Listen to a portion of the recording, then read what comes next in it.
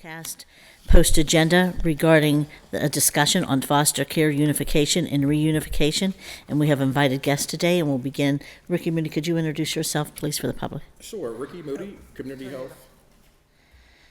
And everyone turn on your mics and speak into your mic when you get a chance, please. Thank you. Hi, Ricky Moody, Community Health and Human Service Policy Manager for Pittsburgh City Council. Good afternoon, Erin Dalton, Director of the Allegheny County Department of Human Services. Good afternoon, Dr. Jacqueline Wilson, CEO, Track Services for Families, formerly Three Rivers Adoption Council. Good afternoon, Janine Jones, Director of Adoption and Foster Care Services at Track Services for Families. Hi, I'm Scott Hollander, the Executive Director of Kids Voice. Hi, I'm Amy Plowman. I'm the Director of Transition Age Youth Programs at Auberly. Good afternoon. My name is Heather Wilkes. I'm the Policy Manager at Allies for Children. Oh, all right. Oh, good. Good to meet you. And we are joined by Councilwoman Warwick and Councilwoman Strasburger. And I'm going to give you a few minutes, Director, if you want to say a few words. Well, thanks for having us. We're excited that City Council is really interested in learning more about what all of us here do. As you know, I run the Department of Human Services, and we're responsible for child protective services, as well as a number of other services, including mental health, substance use, aging, housing services. And we use our child welfare funds for a wide range of prevention and reunification, as you discuss, as well as to make sure kids are safe. So thanks for having us. Thank you for being here. Do you want to add anything? Anybody want to say a few things about your organization or anything you want to mention as you go around the table? Sure. Again, thank you for having us. We really appreciate the invitation and City Council's interest in foster care and reunification and what services we need for our children. And TRAC certainly is one of the larger providers of foster care for Allegheny County. But we also do have a mental health clinic with full-time clinicians, part-time clinicians, and a psychiatrist who is certified in child and adolescence, which is really beneficial when we know that we need someone who knows mental health and is really good in mental health, but also knows how that combined with being in foster care and being part of the system that children are abused and neglected and traumatized, and how they need to be able to feel safe and maybe have ADHD. There's a connection that you have to be able to know how to handle both, and so we're able to provide that service as well. Thank you. Do you want to add anything? Do you want to say something? Kids Voice provides legal advocacy and other types of advocacy to youth who are involved in the juvenile court process. We work with approximately 3,000 children each year who end up in the dependency system. That's not all of the children that DHS, CYF work with, but just those that end up in the court system. We also stay with our clients after their foster care and dependency case closes until they turn 25. So we help them with that transition from being involved and having system supports to having nothing, and often not having the kind of family safety net that other children and families have. And I'm really pleased here to answer questions and hear more about your interests. I've been in my position for 24 years in August. We've seen a lot of changes in the system, a great decrease in the number of children involved, which has been a good thing. We have room for improvement, but we also maybe will have an opportunity today. This is the first time I've seen City Council engaged on these issues in my time, and perhaps, and I've given some thought to this, and I hope we'll have a chance to discuss it. I've thought about some ways where City Council could really impact on city policies and city initiatives, things that could be different. So maybe that could be part of the discussion we have today, or as a follow-up afterwards, because that's not something we've really done before. It's been mostly left to the county, because obviously the county funds the entire child welfare system and human services system, and the accountability for providers is there. But I think there could be ways that, particularly in the current dynamics, which I'm sure we'll talk about more, all of us today, where we have shortages of staff, and changes in what has happened, where there could be a good opportunity for collaboration and supports that maybe we haven't seen before at a time when we've never needed it more. Mm-hmm. Thank you for those comments. I think Council would welcome that opportunity to at least have the discussion about what we can possibly collaborate on. Do you want to say? Sure. Aubrey Lee has 5 main program areas: housing, foster care, behavioral health, workforce development, and our transition age youth programs. And I believe, we were invited here today because of our work at the 412 Youth Zone, which serves young people 16 to 23 who are transitioning out of foster care or who are experiencing homelessness. And so, we definitely work with those young people who have foster care experience and support them as they transition into adulthood and to help them be self-sufficient. Hi. At Allies for Children, we serve as a bold voice to improve policy practices and changes for all children in Allegheny County. And since its inception, Allies for Children focused mostly on health and education.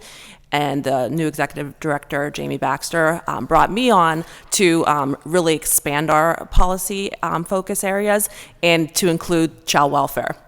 And so I am happy to be here. I'm happy to be a part of Allies for Children. I'm also in a rare and fortunate position that I am part-time at Kids Voice. I've been at Kids Voice for almost 16 years.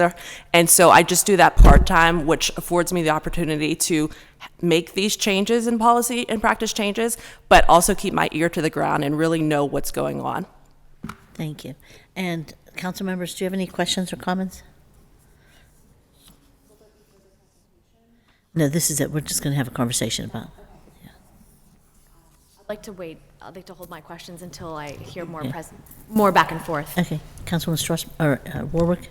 Yeah, that sounds good too. Just sort of, if you want to kick it off, and then I'm sure questions will come up as we go. Yeah. So with me, I can just tell you this started when actually we did our first mental health post agenda in 2014. 13 when I met Ricky Moody a little bit before that. We started talking, and I started getting a lot of calls from people that obviously needed help, and there was no conversation here in this hallway about mental health. And so he and I started just talking, and we had our first mental health post agenda, I think, that the city had that I can ever recall. And from there we trained all of our staff on how to handle a mental health phone call if they get somebody who needs help. That was one of the things. But for me, I used to coach the Langley cheerleaders, and I used to do a lot with kids in the community. And a lot of those kids were in foster care, needed help, were abused in foster care, and later on met some people who were much closer to, who went through the same system and same stories, 10 years, 15 years later. But I did have a conversation with you, Director Dalton, about some of the changes and some of the things that are done differently in foster care. My concern is when you take a kid from their home, or you don't take a kid from their home and they're being abused in the home, or they're being abused in the foster care home that they're going into, and then you move them to another one and they're abused in that one. So I want to know how you work the system, how, and I know you are overworked, and that's part of my concern, is that I'm afraid the kids are falling through the cracks, and I want to know how we could be of help, or if there's something we can do to advocate, to go with you to, to lobby people to do some things to make sure that we're doing more for our kids. And so do you want to talk a little bit about what you do differently? Because we talked a little bit, I don't know if you recall. Yeah, no. There was also no place for kids who aged out of the system at the time in southwest of Pittsburgh. I had to go to the Hill District to get somebody to help them, kids are aging out of the system. So we talked about that a little bit too. Yeah, so we can definitely address the older youth and kids that are not necessarily all aging out of the system, but what services we have for them. We do have a tremendous, I think, array of services for older youth, and a lot of those services are in home and are particular to those young people. So they're not necessarily set up as community centers, but come to the homes of folks. And we do have some community capacity too. So we can definitely address that, and I might let my colleagues do that or start there, and I'm happy to fill in. When it comes to abuse and care, obviously that's a really serious issue. It's nothing any of us would ever want to see. We respond to allegations of abuse, right? So that's how we generally start our work. So we get, just so if folks have some sense of scale, about 14,000 reports of abuse or neglect a year. Some of those are on kids that are in active cases. Some of those are in kids who are experienced a home removal or are in care, and we investigate those cases, right? Particularly any case where where they're already they're in placement, we would go and take a look. I think an important statistic I think is that most of our kids, when they have to be removed, are with kin. So we use great agencies like TRAC and others for foster care, but most kids prefer to stay with family, and so over 60% of our kids are with kin. The substantiated abuse is about 7% for kids who are in care. So while it does happen, it is really rare. But when it happens, I think it's egregious. It's terrible, Right. and it catches all of our attention. I'll stop. I'll just say that most of our resources, we've really been pushing, and this is a long-term trend, pushing our resources upstream to prevent abuse and neglect in the first place. We fund family support centers, 26 of those throughout the county. We fund a good deal, a significant portion of home visiting programs and outreach to new parents to help to give them what they need to support them to parent, including a significant new effort called Hello Baby that's really doing proactive outreach with parents as well to give them the supports that they need. So we've really moved our resources to prevent that abuse and neglect. But anytime there's an allegation of abuse while in care, we obviously take that quite seriously. How many caseworkers do you have? So I'm glad you raised that. We're down about 100 caseworkers. So hiring is a huge issue throughout all of our provider systems. So we should have closer to 400 caseworkers. And So you have around 300? Yeah, I think that sounds right. I'll double check that. I'll get the number. But I know we've got about 100 to hire. What's no matter their what. day look like? What's a caseload? I mean, tell me what that looks like. Yeah, I'm happy to. And then folks who've I've not been a caseworker in our system, we might have some of those folks here. So our caseworkers are broken into kind of two groups. The majority are family services workers. So they handle investigations of abuse and neglect. They're not working the hotline. And they handle ongoing cases. So they could start their day working on an investigation where they're checking with parents, checking with the child, going to the school, interviewing neighbors, things like that. And then they could be in court for a case that's court active, and they're testifying to progress to keep families together, or in a case where there's been a removal, progress to reunify. So they do spend a good deal of time in court. They spend a good deal of time in the community with family, parents, children, checking in on them. But others can obviously feel free to. Somebody else want to add into that? Thank you, Director. And with TRAC as a provider agency, we kind of bridge that gap. And so the children come in through CYF, but then we are the ones that recruit families for foster care, as well as educate them and get them approved. So then we're in the home every 2 weeks. We're making sure that there is no more abuse or neglect occurring, supporting the family, supporting the children, supporting the birth parent, supporting the agency. So when you connect, when the children come on board, there's multiple units that we constantly report back to the county, but we're that one stop. So making sure that mental health, education, advocacy, you name it, that kind of goes in hand with that provider role that we do. So when you talk mental health, do you also do things for postpartum depression and the anxiety, that kind of You stuff? name it. Okay, good to know. We are a full-service licensed credential clinic, and while our primary is always foster care and adoption, we have some families that come through because they're struggling with some things, and we're open and ready to serve as well.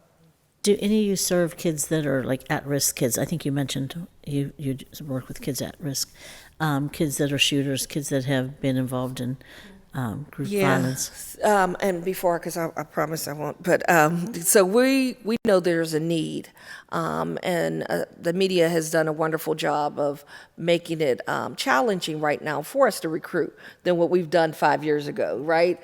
Even a year ago. And so we're working on creating some new programming because we also recognize that some of these children, when they come into care, there's not a home ready for them. With Schumann being closed, with several of the group homes, ultimately some of these youth are spending the night in CYF office.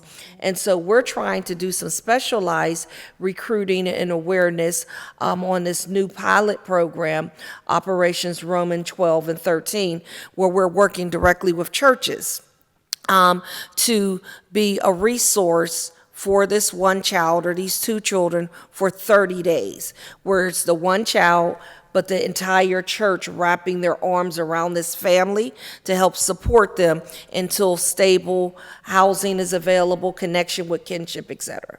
So we know there's a need for that. That's good to know. Because I do think that's partly why we're seeing some of the uptick in some of the violence. Because Just to add to that, the county is funding a significant new violence prevention effort, right? So there's, about $50 million over 5 years going into violence prevention. We're working alongside the city, so we are focusing on neighborhoods outside of the central city, but working with the city's strategy. And in South Pittsburgh, because one of the areas of need in the county is Mount Oliver, which, as you know, is surrounded by the city of Pittsburgh. So that's a good opportunity also to test how our strategies will work with the other city strategies. So we certainly acknowledge the need for support for those young people, for sure. And we fund, again, with child welfare dollars, a ton of out-of-school time programs, including a significant new investment in programs for teens. So those are certainly in the city. what qualifications do you look for? For the providers? Because I'm going to be honest with you, Yeah. what I see is a lot of dollars going to fund a lot of groups that don't necessarily have the ability to do some of the things that we want them to do. And I mean, when I hear him talk about mental health and I hear me talk about mental health, I know he knows what he's talking about. I know I don't. So, Sure. so for For our out-of-school time, we just had a big RFP and a community process to select a bunch of new providers. We care about a bunch of things, but especially, can they get kids there, right? Do they have kids who want to come to their program? Can they keep kids engaged in their program? And should they have kids engaged in their program? That's the one question I don't hear anybody asking. Maybe some people aren't really the people you really want doing some of the programs. That's all I'm going to say. I know you did ask a question about, which I didn't answer, about kids who are aging out or older youth. So I wanted to just make sure we were able to come back to that, because I didn't pick that up. Please. On the topic of mental health, I did wonder, what is the process when a child is placed into a psychiatric RTF? Because Tell us what an RTF I'm sorry, is. an RTF is a residential treatment facility. So I worked one early in my career, and I could recall where, sometimes the criteria and the admissions didn't necessarily sync up, and a kid was placed into an RTF, but they were around different peers who may have deviant behaviors, and then they were abused. So what's the process for CYF to go and check in at a psychiatric RTF? And how often do you place there versus kinship? I'll stop there. Yeah, those are good questions. I would maybe want to get back to you with specific answers. An RTF is a prescription, right? You know that. So a medical doctor is prescribing the residential treatment facility, and we are following the doctor's prescription.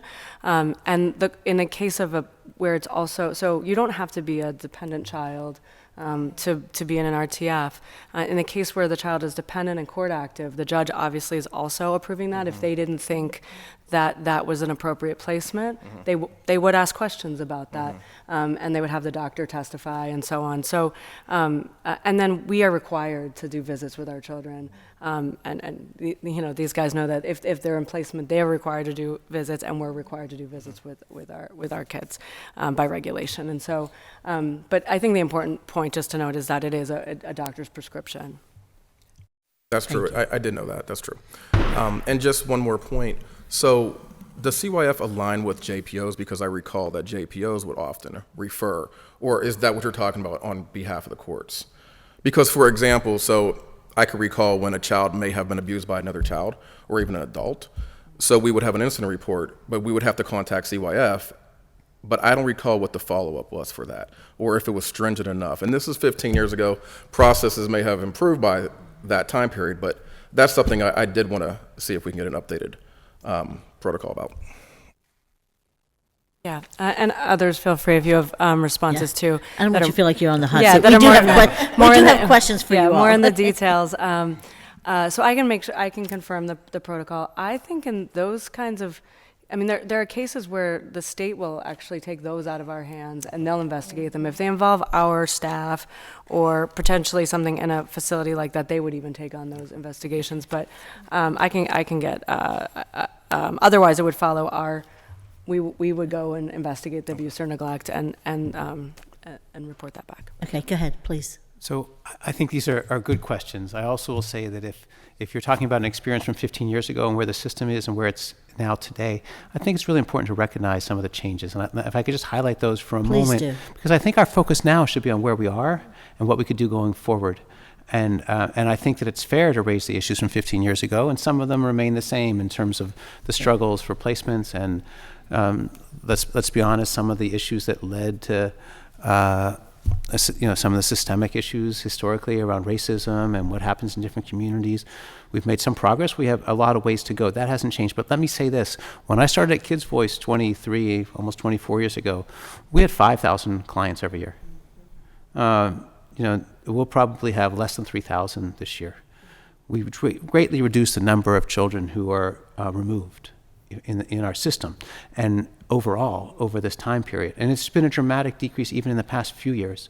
And I think it's really important to recognize what's changed and where we are. We lead the country. You heard about the kinship numbers. Those are really important to some of the points. When you see that I think the kinship number was 66%, was that what I just heard? No one else in the country has that kind of rate where you have children when they have to be removed.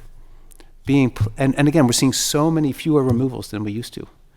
So when they are removed and they're going to kin, people they know, people who care about them, not into stranger care the way you would have seen 15 years ago. That's a big change, and it means that you have people who are connected, and connected not only to the children, but connected to the parents and trying to support that. And when we have that high a percentage of kin placements and family members, those family members want their sister, their daughter, whoever it may be, their niece or cousin, to be able to get their children back. Mm-hmm. But they also, and many of those cases, they recognize that their family members are not yet ready to get their children back, and they're in that role to try to support that change when so many of our cases deal with neglect due to addiction. Mm-hmm. So I think it's important to recognize that change and where we are. I think it's also really critical to recognize that the number of cases just in the past couple of years have decreased by 20% in terms of the cases that are in the dependency system. And where we are currently, because of the staffing shortages you heard a little bit about, we don't have the right kinds of supports or enough of those supports, as you were talking about, maybe from your time with the cheer squad, which probably was maybe not in the past 2 or 3 years. But listen, I didn't know anything about cheerleading. I had more girls taken on a stretcher than the football team, but they knew I cared about them, okay? Right. So I think what's really important to know is that when you hear that we're down 100 caseworkers, there's not the capacity to investigate those cases. The over-reliance, perhaps 15 years ago, on residential treatment facilities, we don't have any right now. I'm exaggerating. We have some. We do not have enough. What's happened is because, here's what I want to say, Schumann closed. Mm-hmm. So all the youth who would have been at Schumann and need to be at Schumann right now, they're now often placed in our residential treatment facilities. The residential treatment facilities, many of them have closed, and they cannot hire or keep staff right now because these are very difficult youth. And so it used to be that they were competing to get youth into the beds. And that may have led to some of the problems you were mentioning 15 years ago. Mm-hmm. Right now, they can take whoever they want, not just from Allegheny County. There is a desperation among counties across Pennsylvania to find placements for youth. And they're outbidding each other for those placements. Mm-hmm. And so that means that if you have a difficult youth, and you're a provider, and you don't want to lose staff who you can't replace, you just give your 30-day notice and say, this was too much for me. Yes. And there are 10 other counties waiting to fill that bed. Mm-hmm. And guess where those children are going now? Out of state. No, they're not. They're going, we don't have those places. We have some that, but a lot of them are just going back because we have no other option to go to a grandparent, a great-grandparent, because we don't have enough foster homes. We don't have enough group homes. We don't have enough placements for some of these cases. And the triage point is so high to get into the system that what you see in terms of investigations, you can see the numbers, you've heard the numbers about how fewer children we now have in the system than we used to, even a couple years ago or 15 years ago. Part of that right now is because we don't have the supports and services for them. So the triage point is so high that what we see now, we don't have any gray area cases where you might wonder why this case came in or why that child was removed. What we see is the opposite that you mentioned earlier about how you see some cases where maybe there aren't enough resources and there isn't enough intervention. So it's a dramatically different world in the past couple of years than it has been. And then when the triage point is that high, we're just seeing horrible cases of abuse, horrible cases of neglect, to the point where there's really no option but to remove. And if there is a way that those families can keep those children, every effort is being made to do that because we have no alternatives right now. So that's a very different scenario than we had even just a couple years ago. And so I just wanted to frame that in that context. I'm glad that you did, and I do want to also add that your numbers may be down, but so is our population. Right. And so I just want to make sure I make that clear. I don't think our Councilwoman Strzok. population's dropped 20% in 2 years, though. We And lost so I would think- 15,000 families with school-age children in 5-year period. Councilwoman? Yeah. There was, I think, some other people who wanted to answer that question, so I want to make sure Oh, that's. I'm Are you sorry. sure? Did you want to? I just wondered, when we were talking about RTFs or, some of the history and some of the systemic things that are going on, bids for RTF, they are prescription, but they're very, very hard to find, to fill right now. And then when we look at even places like Whippick, when a lot of our kids need to have a bed at Whippick, Western Psych, they'll turn them down. And when we want to look at isms, like 99% of the kids they turn away are black kids, but those are our kids that are coming into the system. And so they say because they're not mental health, it's behavior. But behavior is mental health because our kids scream at us, they speak at us through behavior. And so there's a disconnect that's going on there on who gets the beds that are available. We've had a couple of kids in our foster homes that they have open gun charges. We had a foster mother where the gangs regularly came past and shot up her house, and so how do we ask her to, you got a friend to recruit? Oh, sure. All my neighbors want to take one of these youth. Now, she was able to stick it out because that's the type of person she is, but everyone's not that type of person.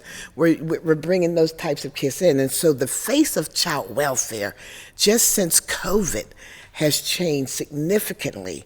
And I think that impact came on schools closed, after school programs closed, and no one was able to put eyes on those kids because our mandated reporters are the football team or the football coaches, the schools, the teachers. Those were the people that were able to lay eyes on our kids. And so they could see if little Johnny had bruises and would be able to report that before. Now it's by the time they were getting to them or to us during COVID, it had already escalated to a point where there was a lot of abuse and a lot of neglect that was going on. So for a lot of that, we played catch up for. And the mental health of our kids that are coming in right now is so different than 3 years ago, than 5 years ago. The level of anxiety that our kids have, the level of fear that our kids are living under, is tremendous. And we have to be able to address those issues as we're working with kids and with our families on, birth families, on how do we keep the kids there and give them the support. They can go to grandma, but grandma still has to be able to be supported on how do I help my grandson, because I'm conflicted because my daughter's right here as well and she needs the assistance for drug and alcohol so that she can get the child back, and I'm conflicted because I'm grandma. And so we have to look at all of those things. Those end up being not barriers, but those are challenges that as providers we try to overcome all the time on what kind of services can we offer the county to get through some of those barriers so that we can make this better for our families and for our kiddos, because we don't need these kiddos to age out of the system. We already know what those outcomes are. We know that's the highest populations of kids that are being trafficked. We already know that. We know that they all become homeless within 2 years. They're sofa surfing. So we already know that they're not going to be undereducated. What do we do now? And we have a lot of focus on our older kids because we're trying to prevent that. But then we have to also make sure our little ones get it now too, so that we're able to stop that generational trauma early on for our kids. A kiddo came to my office today. She's like, "Guess who's here today for therapy?" And when she said the name, it's like she was a baby a few years ago who was finalized, but the trauma still exists. And so because of that trauma, she now is coming to us for therapy. And she's 5 years old. She's 5 now, and she was a newborn when we had her in our system. And so she's finalized, and that's wonderful. And she's in a family who's able to notice that she still has stuff, but our kids still have stuff that we have to be able to make sure we help them maneuver through. I think you're right. I think our kids have stuff, but I think some of our parents have stuff too. And Or it makes it also not difficult. some of them, yeah, for sure. It makes it all difficult. But I do want to thank you all for the work that you do. I really do appreciate it. And I know it's a challenge. And those kids you talk about that are real tough, those are the ones I like the best. So those are the ones that call me mom. But go ahead. Yeah. Councilwoman. Thank you. Well, thank you all for the work you do every day, and specifically for being here this afternoon and educating us all on the work that you do and some of these interventions and anecdotes, but also statistics that are really important too, because I do like to look at the numbers.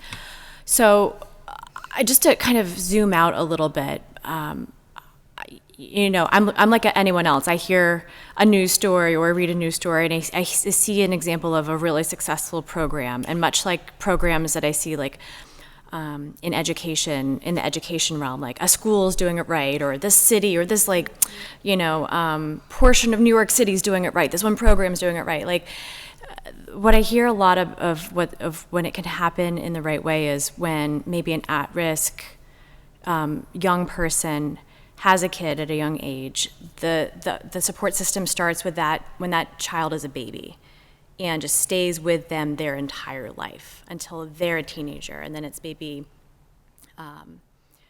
breaking various cycles that might be there. What is the equivalent of that in Pittsburgh? Is that happening in Pittsburgh, and is that where is that happening? What does it look like, and what's our barrier for growing that beyond where it's happening now successfully? And are my assumptions correct in that is a really important way to do it, or are there other theories out there that would be better? It's certainly an important way to do it, and I think one of the things that Erin won't toot her own horn on, but one of the things I think the county does well is when they hear about those programs, they research those programs. They go to visit those programs often. But something like Hello Baby, where as soon as that baby is born, boom, the county funds that, and they start working with that family and with that baby. Now, it certainly doesn't go up until they're a grown. I don't know what that age limit is, but there's also the Home with Children's Village. Mm-hmm. And so, that was originally focused in New York. And then, people went up there and spent days and days and days to figure out how do we do that. And they have that 1 mile block. And those are their children. Those are their families from cradle to grave. And making sure, so that's being done, and that's being done right. But everyone doesn't have that level of funding or that level of ability to be able to do that in every community. But that certainly is a community where that is happening. So I can give some specific details about a program that the county is now supporting that we started with foundation funding at Kids Voice. As I mentioned, we stay with our clients until they turn 25. Many of our clients have children while they're in the system or soon after and become the young parents that you are describing. They don't have a family safety net. They are among the highest risk of children being removed and placed into the child welfare system. So we launched in 2019 a new pilot for a 2-generation advocacy program. So instead of just advocating for our clients themselves as they aged out of the system, how do we advocate for the family unit? So how do we help the parents get stable housing, employment, income into their, if they qualify for public benefits? And how do we help the children with developmental delays or other things that they may need to get ready for school, enroll them in medical insurance coverage that they're all eligible for that their parents may not know about, and address those issues. So we piloted that, and then after we saw some good results from that, the county then found funding in its needs-based budget from the state to now fund that program at Kids Voice, and we're growing it. Now, it's still in its infancy, no pun intended, but we're moving forward in growing those numbers and expect to do more of that. I will say that we've worked with 90 family units, so that be more than 200 individuals, because some of those are 2-parent families, some are multiple children families. And the beauty that we're seeing is that while that's the highest risk population for removal, not a single one of those families had their children removed and placed into foster care because of the kinds of supports that we can wrap them with, which includes housing, jobs, expunging their records, doing the kinds of things that are really important. And we're just one of many programs that the county focuses on in this space and trying to do more, like the Hello Baby efforts and things like that. So what is the barrier to scaling up? Is it, my assumption, like everything, would be funding and having the appropriate staff? Is that basically right, or is that the right assumption? I would say that right now the staffing is the biggest challenge, because I think the funds currently are available. They may not be available in another year or more, but there's been a great investment by our federal government through the ARP and other dollars that have been available.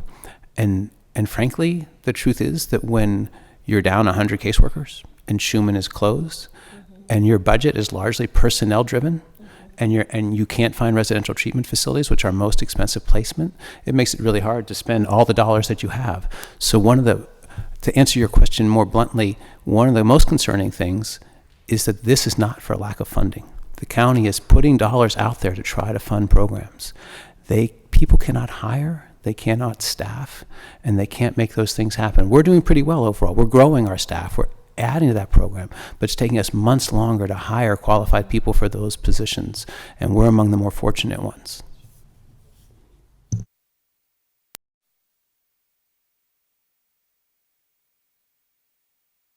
Just to add to that, I agree with everything that's been said, and I too would have mentioned the Homewood Children's Village as a model like the one you're talking about.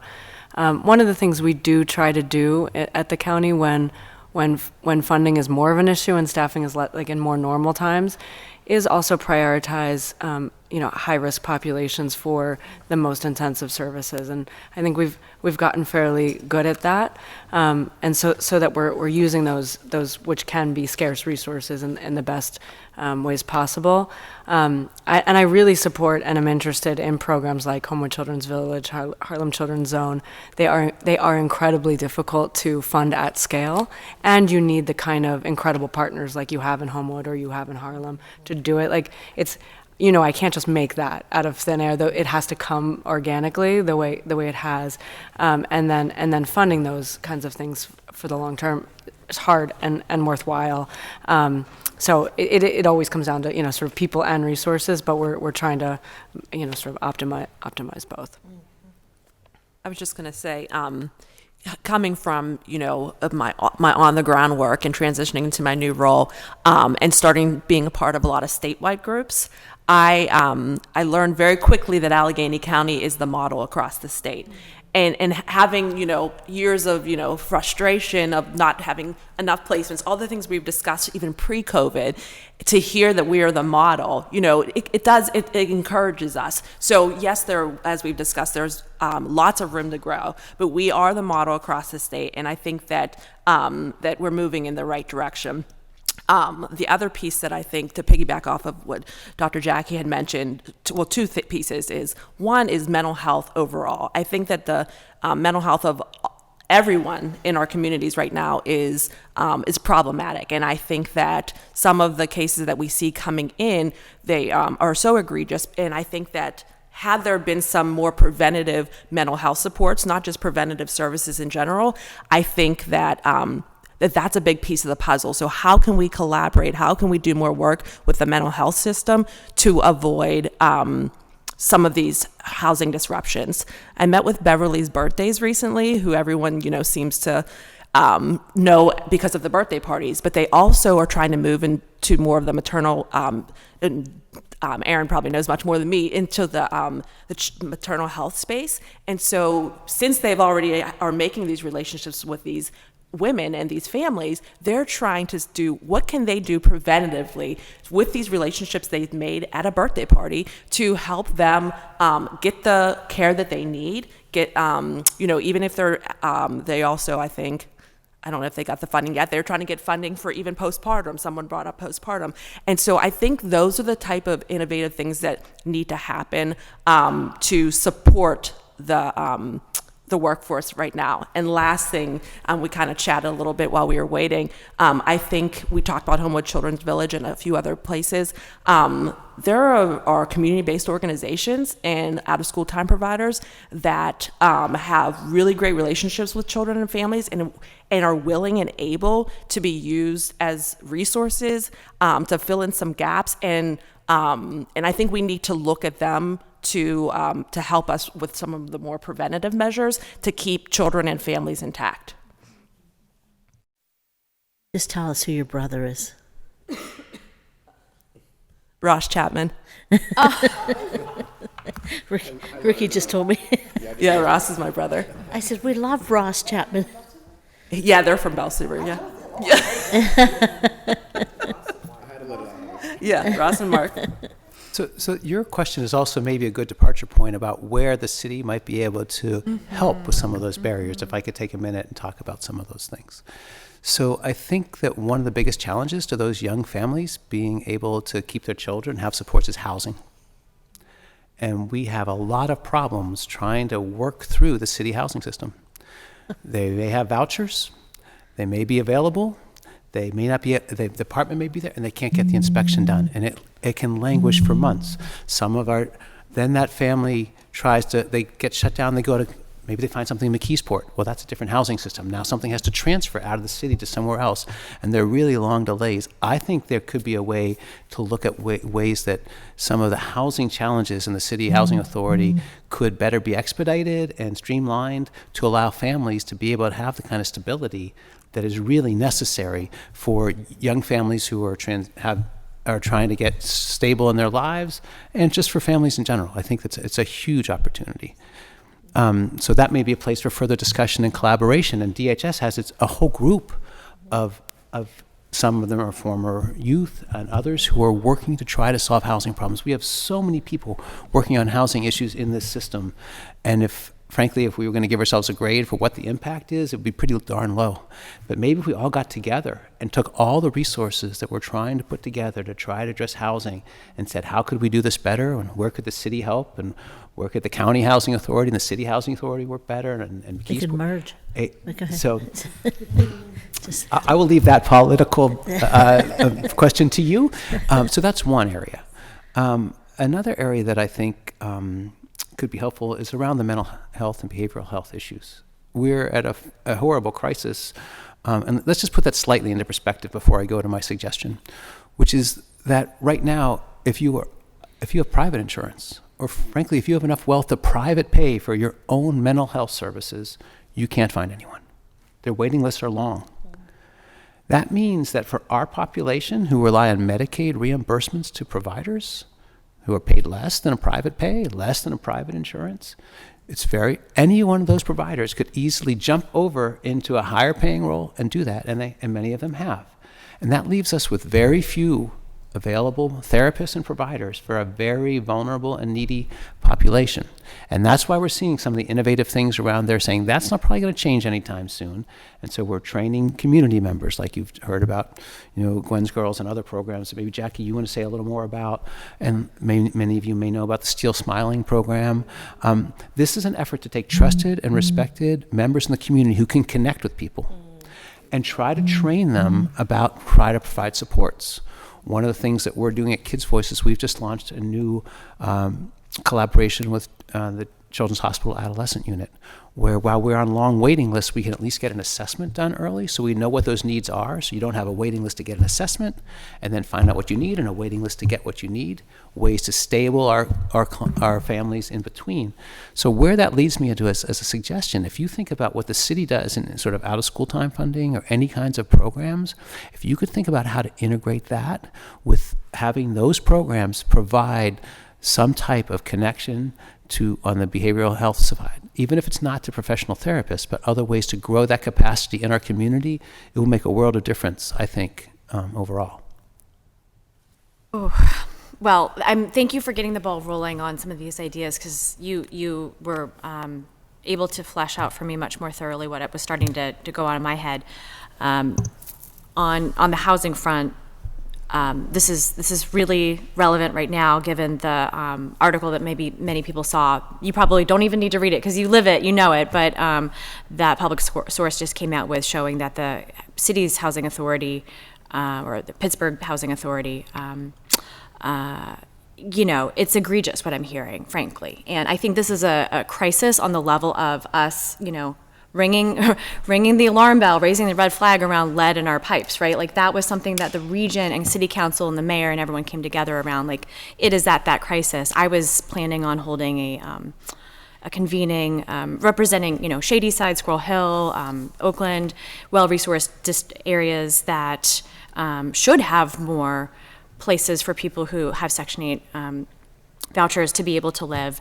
I was going to convene a roundtable, just an informal roundtable of property owners, rental property owners, to say what are the barriers. Well, I'm not going to do that right now until we get to the point where we can, know that our city housing authority is operating on the level of the county housing authority. It's not worth my time to do that. I know what the problem is. So I think we do need to focus our attention on that, absolutely.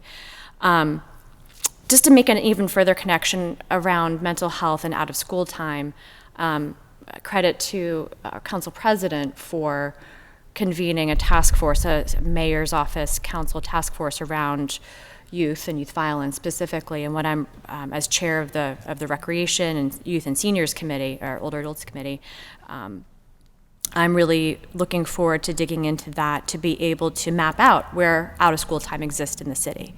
Now, I know that you're all, more than city-focused, county, region-focused, but we're city.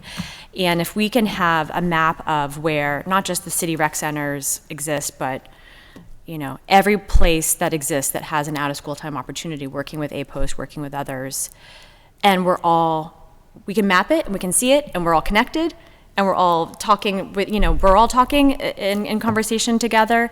And then you can layer on top of that so much, the mental health portion of it, the workforce readiness portion, as Homeward Children's Village is beautifully doing, and attending, clean energy workforce conferences to say, we want to be at the table here. So I want that, but I want that for every out of school time opportunity, and to know where our strengths and weaknesses lie, and where we have out of school time deserts, so that, where does it exist that we have more than a 15-minute walk from someone's home to an opportunity out of school. It feels like it's there. We have amazing things happening, and we just need to sort of understand it holistically and then be able to layer those other things on top of it. I just wanted to mention Department of Children's Initiative. They have an out-of-school time worker, and they also have, I think it's Bridge to Learn. I hope I'm not getting that wrong, but Bridge to Learn. But they're looking at the out-of-school time providers, and traditionally they started their work in April to look at the out-of-school time activities for the kids over the summer, and so they realized that that's just not sufficient. And so this year they're starting year-round to see what the out-of-school time providers, what the availability is, bridging those gaps. I believe, I can follow up and see, I believe that they did come up with an interactive map that can be shared. Oh, Aaron, I'm sorry, you might know better than me, I'm sorry. I'm a part of the OST group, so, but yes, Aaron would know better than me, but I just think that is something that that is available and can be shared. And then even something that I'm working on is the piece with the out-of-school time providers, the community-based organizations, and the mental health connections. I know the Boys and Girls Club is they're starting their pilot in May, where they'll be able to, any of the teens or adolescents that go to the program can obtain mental health treatment for free through Vitable. So Vitable will be providing the services. So there will not be that issue of waiting. There won't be any issues of insurance or payment or anything like that. And so that's just for the kiddos at the Boys and Girls Club. But I think it's a great first start. So we'll see how that goes. Can I just add that it's also on the Pittsburgh Public School website too? They have the the after school times. Oh, they do. Okay. Yeah, in both the county and in Pittsburgh Public. Did you want to say something? Go ahead. I was just going to throw in that as we're talking about after school time and how critical that is for kids, that I think that we have to also look at funding transportation for those same things, particularly, Councilwoman, when you were talking about that 15-minute walk.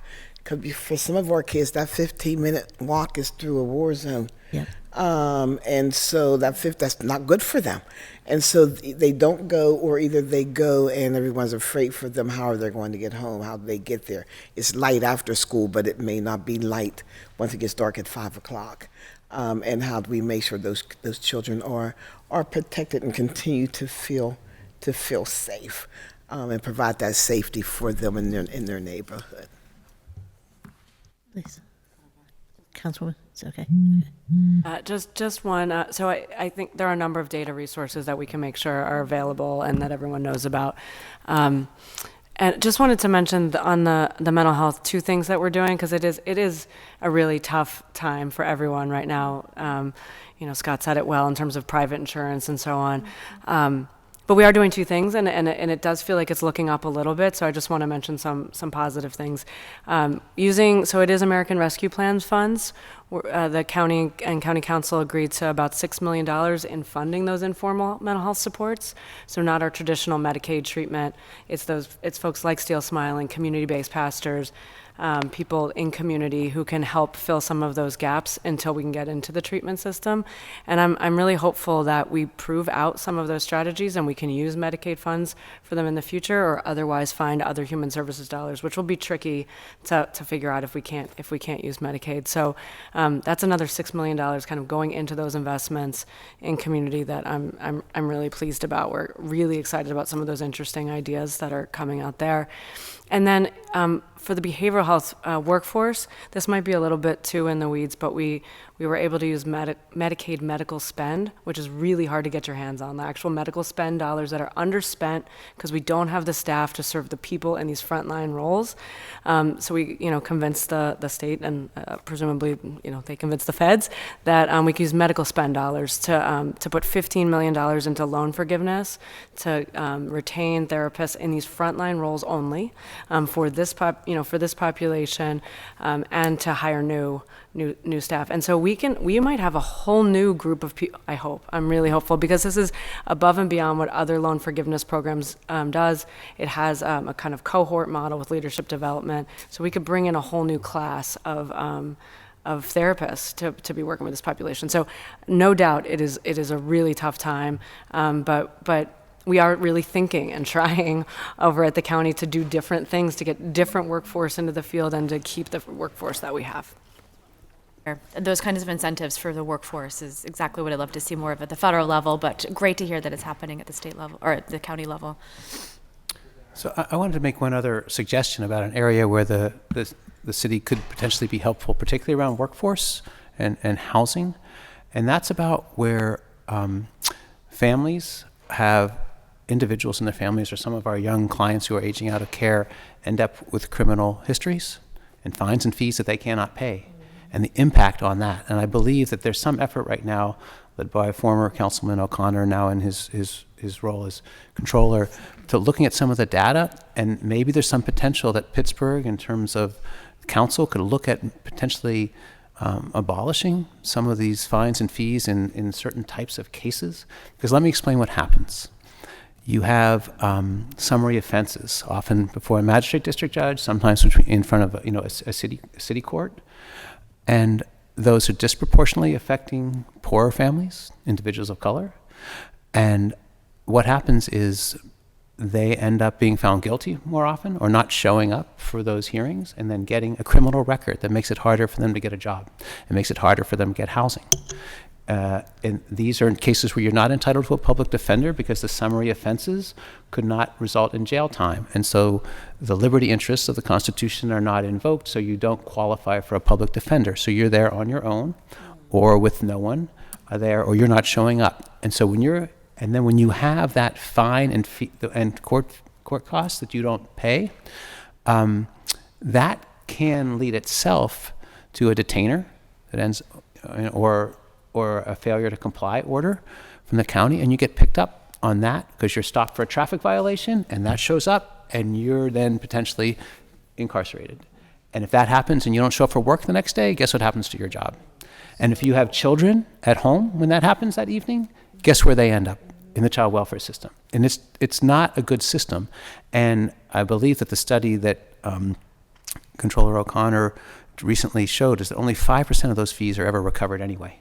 And you think about the cost that it takes to put someone in jail for even one night, let alone multiple nights when they can't do that.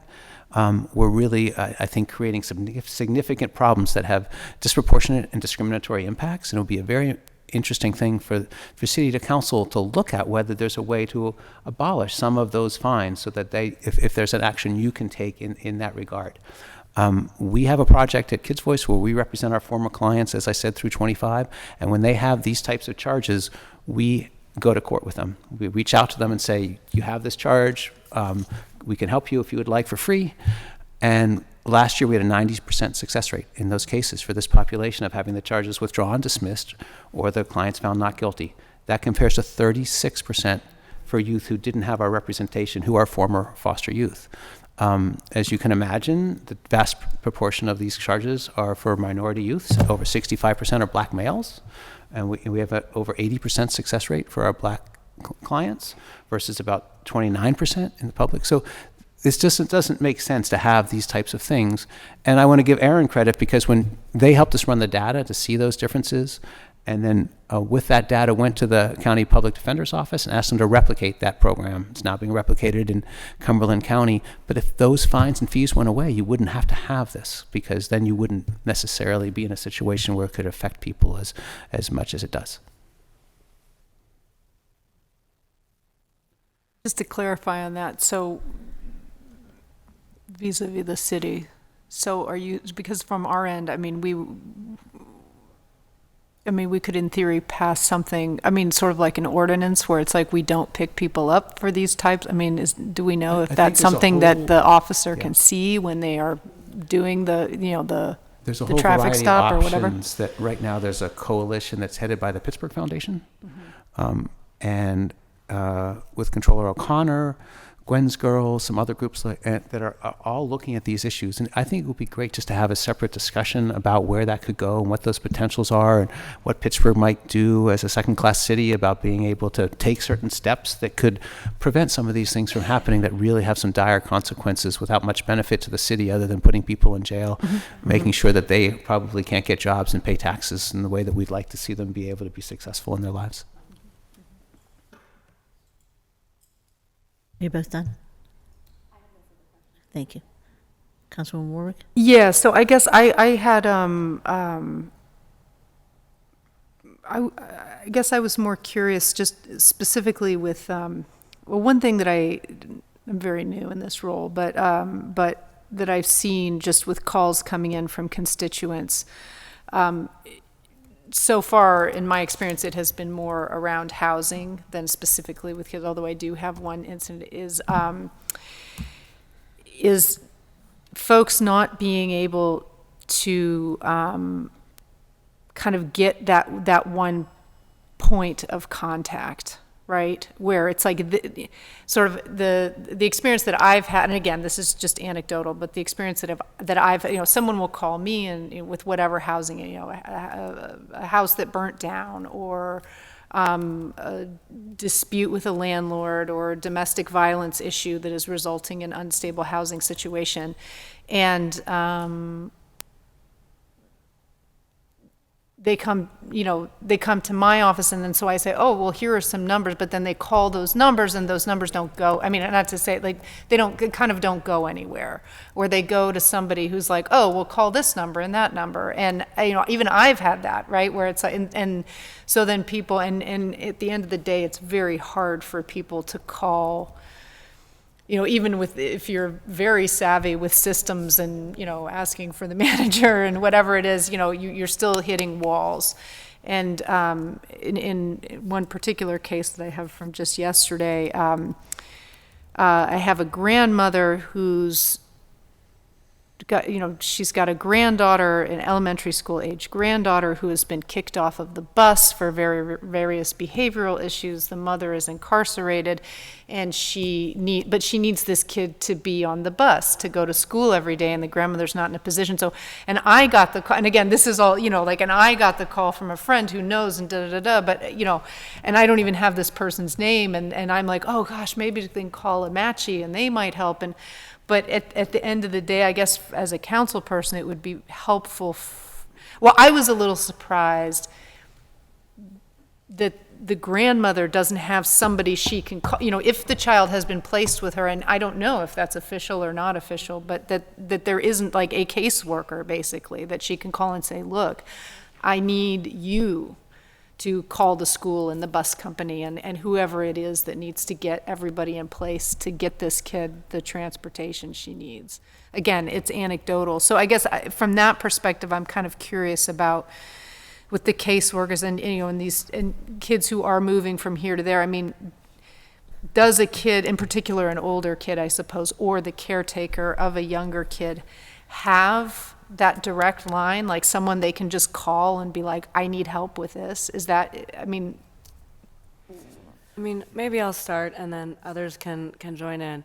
So, yes, theoretically, right? So if the child is in placement with child welfare, they should be able to call their caseworker and get help with that, absolutely. The kid would also have an attorney, like Kid's Voice, potentially in that case. And the parents also would often have an attorney in that case who can also be helpful. And everyone is busy, right? So the caseworker might not. It's true. The caseworkers don't always get back to people. I'm not going to sit here and say that never happens. One resource we have at Human Services. So let me just go back to housing real quick. And things can be, a bit all over the map. Like the story, the anecdote you gave is it's a tricky issue. Like it's got to be negotiated. The link for housing should be able to answer most questions on housing. So I'll say that that should be your first step. But the Department of Human Services has, and it's been around for about 20 years, something called the Director's Action Line. So let's say your caseworkers, of a case, and the caseworker's not getting back to anybody, right? They're not doing their job. People can call me, of course, that's fine. But I'm actually going to first send them to the Director's Action Line. We have 6 staff who kind of investigate those cases, help people to resolve those issues, and could help to find the right person in tricky situations. So if that child is in care, they should actually have a bunch of advocates supporting them.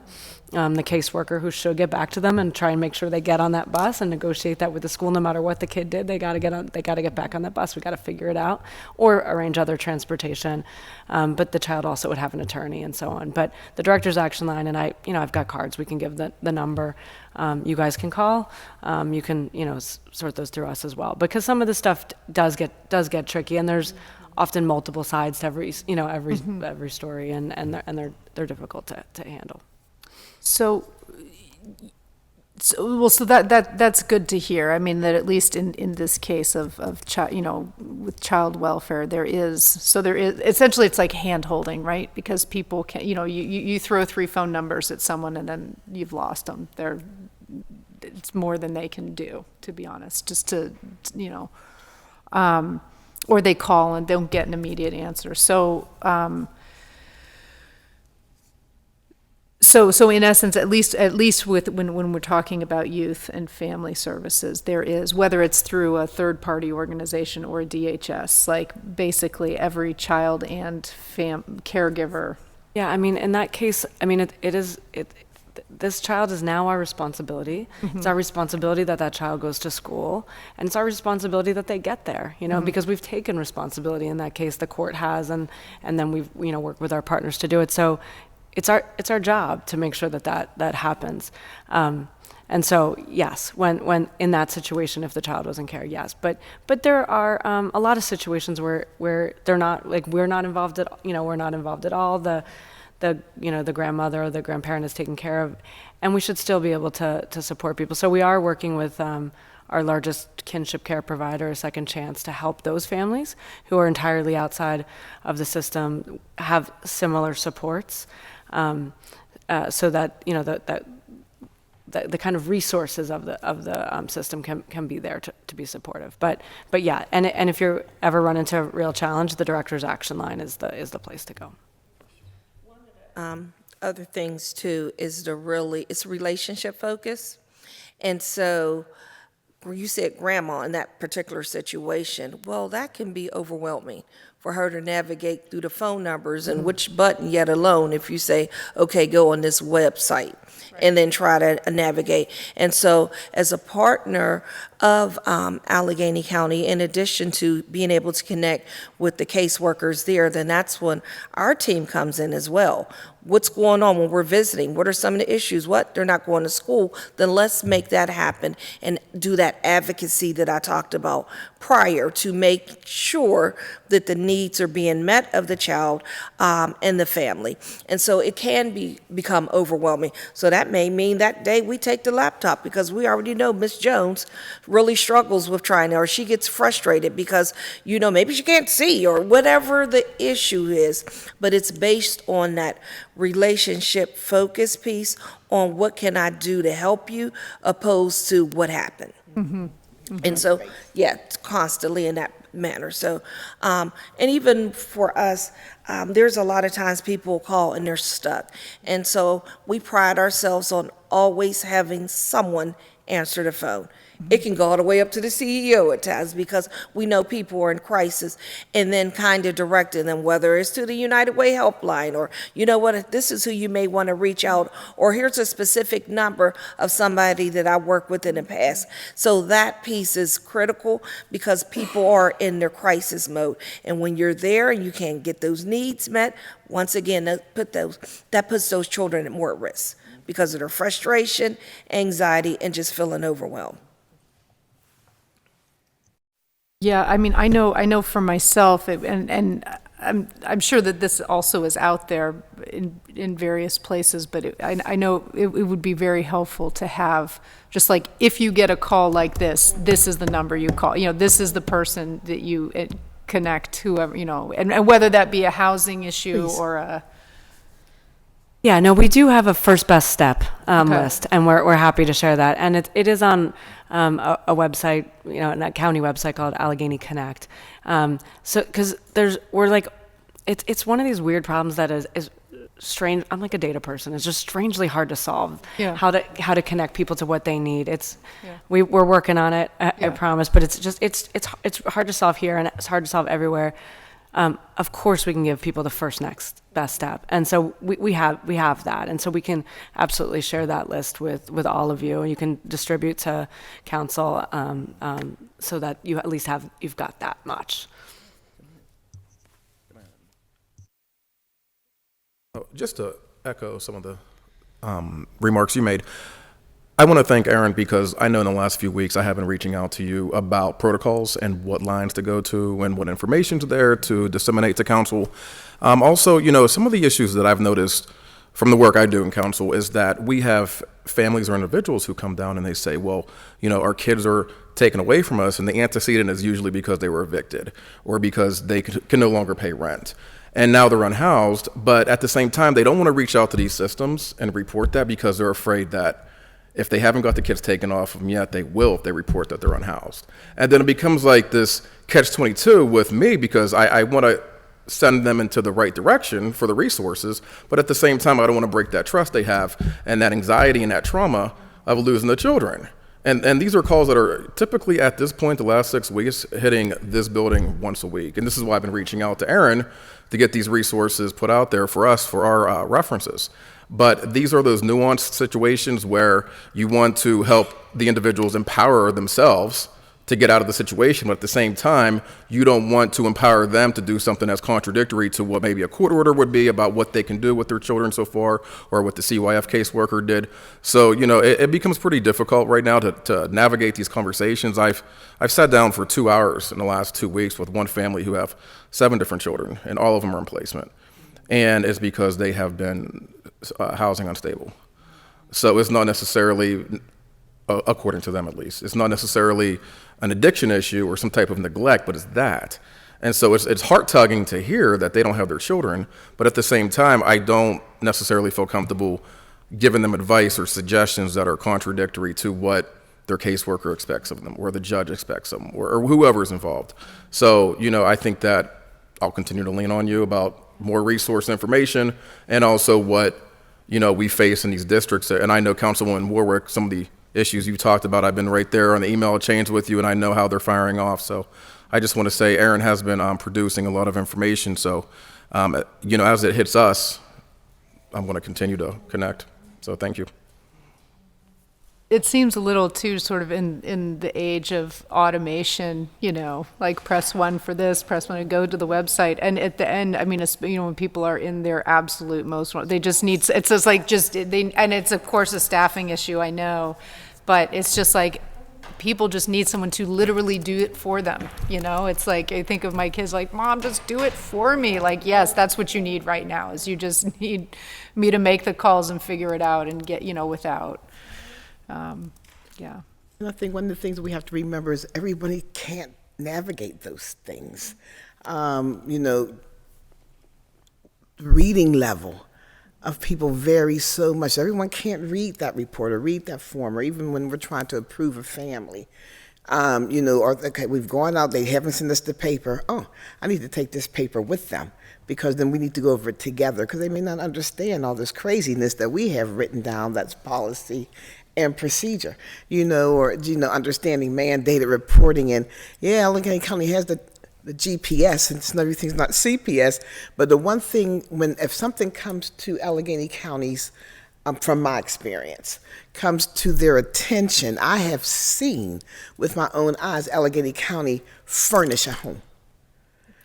So those kids don't have to come in the system. I have seen them fill a refrigerator and a freezer so that the family doesn't have to come into the system. And so, so when they end up coming into the system, 9 times out of 10, there's something else in there underlying that has happened.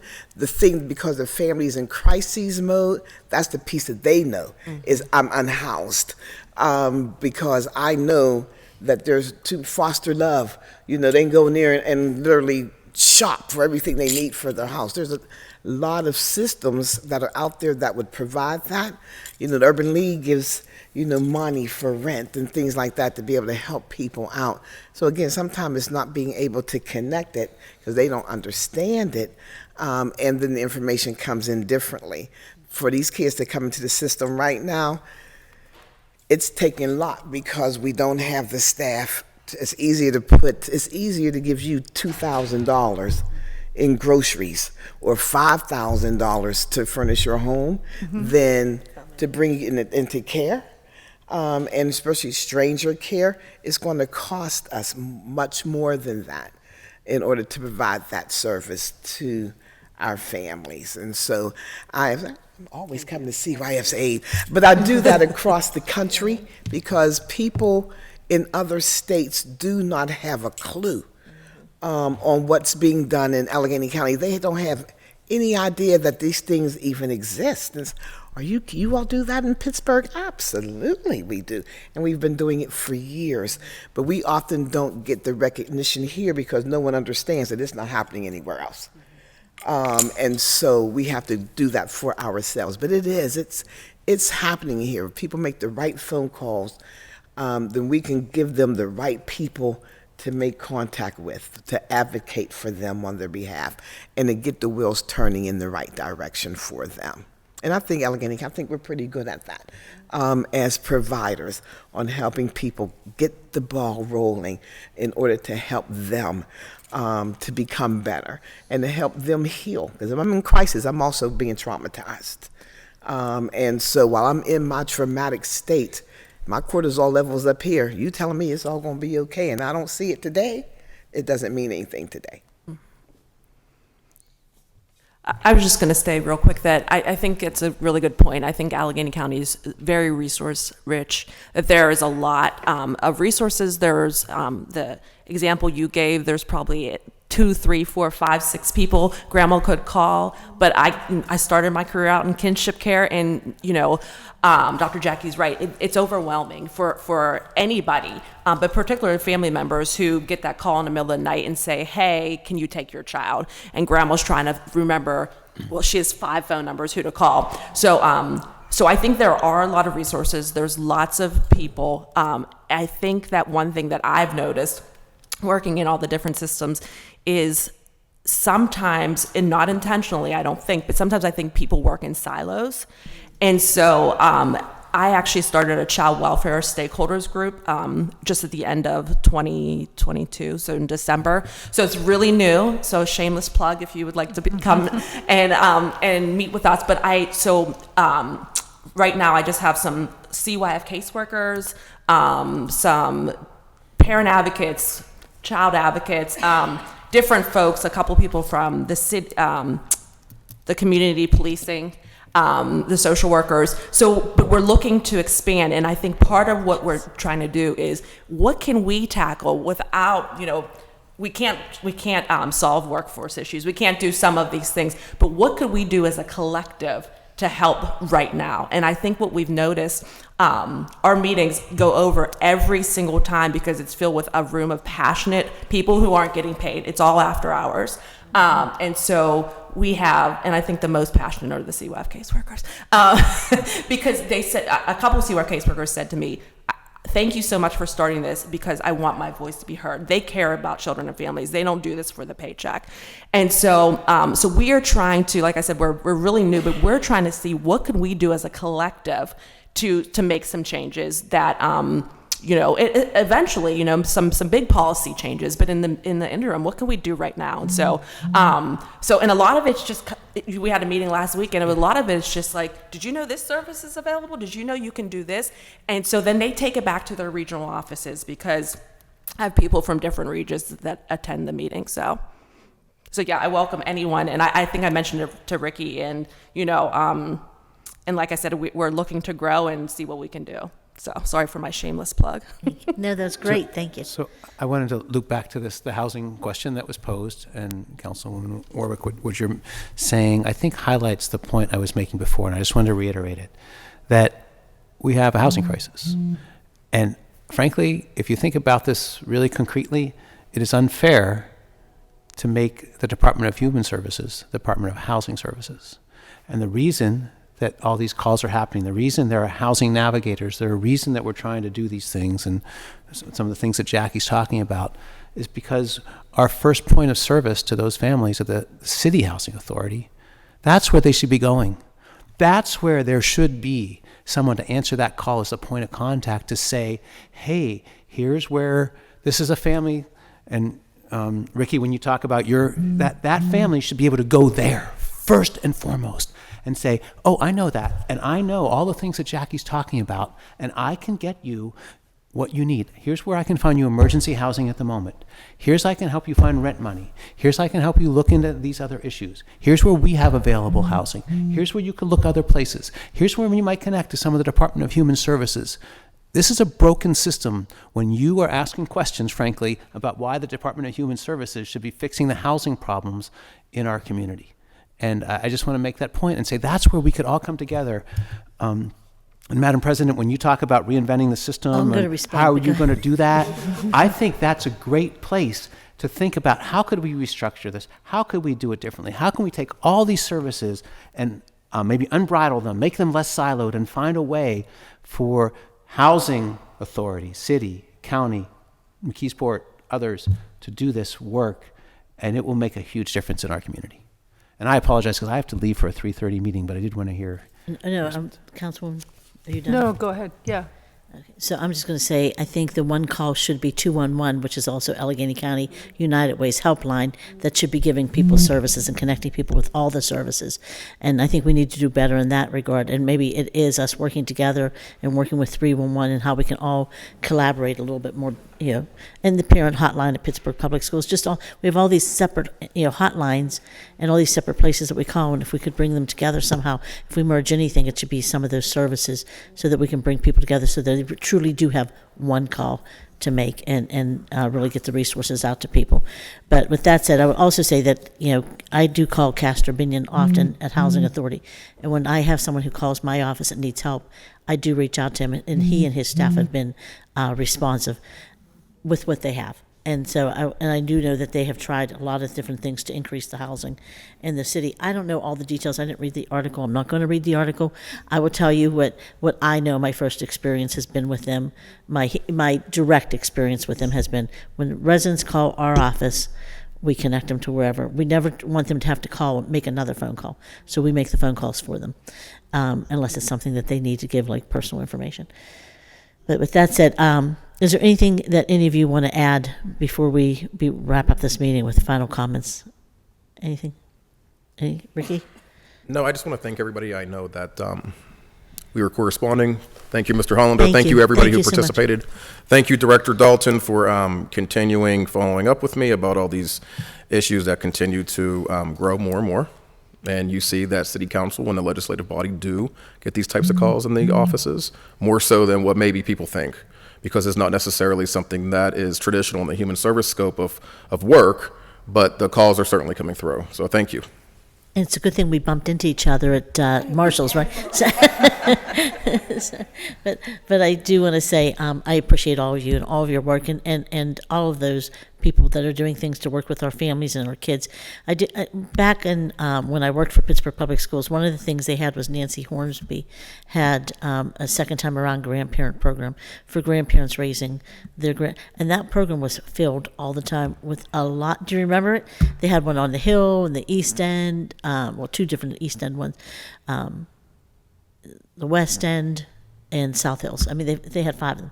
But she really created that program, and what she did was amazing because she got resources. And just honestly, just to get away for a little bit with people with, the same kinds of situations, raising their grandkids, I think that really just gave people like they weren't alone, that feeling of not being alone, that support system.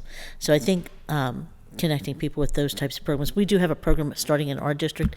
It's Sister Mary Save a Life Today, Pittsburgh. She has provided like free Christmas gifts, Christmas dinners, gifts, everything for about 1,600 families, across Allegheny County for years. This past year, past 2 years, PPG Paints has allowed her to use that facility because she has so many kids that come out.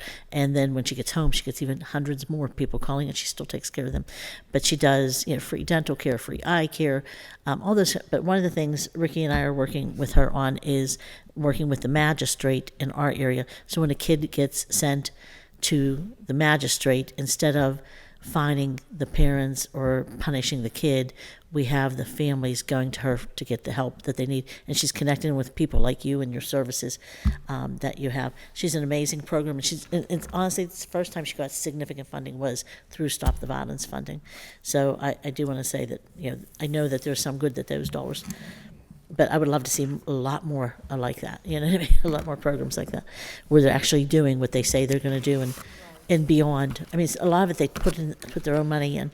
So with that, I think that, there's programs like that, but I also think it would be very helpful to have that one number, as Councilwoman Work mentioned, one resource, because when you're desperate and you had to actually get the gumption to call a number in the first place, the last thing you want to do is have to call another number and another number. Or leave a voicemail, right? Please. So we totally agree. We're and it's new that we're funding 211. Before that had been a kind of separate entity. 211 should be the front door for any human service. There are some, of course, there are sub kind of issues, but if there's one number to call, it is absolutely 211. So we agree with that. We've upped their funding, reduced their wait time. They've had a significant amount of staff training, working closely with us on some of the trickier cases. They can then pass to us. So. That's the first number on that. Like if you don't know So where can to I go. say to the public Yeah. that if you've called in the past and you weren't able to get through, or you didn't feel like it was satisfying to you to call, give it another try? Yeah, wait times, my understanding, at last check, were under a minute. So people are getting through, and of course, they've had challenges in the past too. And like, if we're gonna publicize this as our front door to Right. services, then And we've us also too. got to support it, right? So yeah, exactly, I agree on Because 211. our housing, for our housing opportunity fund is through them too. So, and there's other programs that we have that go through that 211. One more thing. Could we get an update, maybe annually, biannually, of any new prevention services that are available? Maybe some type of blast on an email, something that just notifies us of any changes. Thank you. She's like, enough of you, Ricky Moody. And I will say that Chief Wheatley is now on Housing Authority, and I think that the intention was to address some of the concerns that may be there. So maybe we should invite him to another meeting, a follow-up meeting. But I think we should do this more often so that we can talk. We do the mental health, post agendas, as we try to do them at least once a year. But I will say that one of the things that has really bothered me is this part about the kids, because I feel like it's so overwhelming. And honestly, I was hesitant to even have the posting because I didn't even know where to begin, because it was so. So I want to thank you, Ricky, for bringing everyone together. But it is so overwhelming in trying to understand how we can best help our kids. But they are hurting so bad, and I think we all need to do that, and I think we all want to do that. So I think council will follow up with some additional meetings and possibly with Housing Authority and some other folks, and ask Chief Wheatley to attend that meeting as well. Okay? With that said, can I have a motion to adjourn? Second? Second. All in favor? Aye. Meeting adjourned. Thank you, ladies, for attending. Thank you.